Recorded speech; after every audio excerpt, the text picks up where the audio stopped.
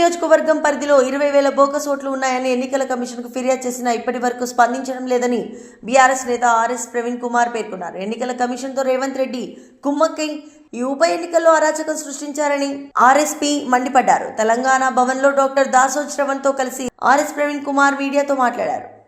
C vigil అని ఒక app ఉంటుంది. ఈ సి విజిల్ అనే యాప్ ఏ పౌరుడికైనా ఎక్కడైనా కూడా మోడల్ కోడ్ ఆఫ్ కండక్ట్ ఉల్లంఘన జరుగుతుంటే ఆ ఉల్లంఘనను వెంటనే ఫోటో తీసి లేకపోతే వీడియో తీసి ఆ జీపీఎస్ లొకేషన్తో అప్లోడ్ చేయాలి. ఈరోజు అందరూ ప్రజలు గుర్తించాల్సిన అవసరం ఏంటంటే ఈ సి విజిల్ అనే యాప్ ఈరోజు కూడా పనిచేస్తలేదు.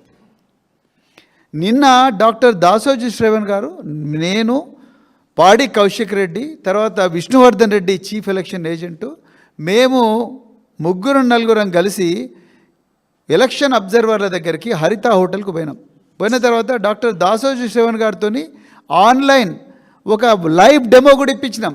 సి విజిల్ యాప్ అనేది పనిచేయడం లేదు, ఈరోజు కూడా పనిచేయడం లేదు.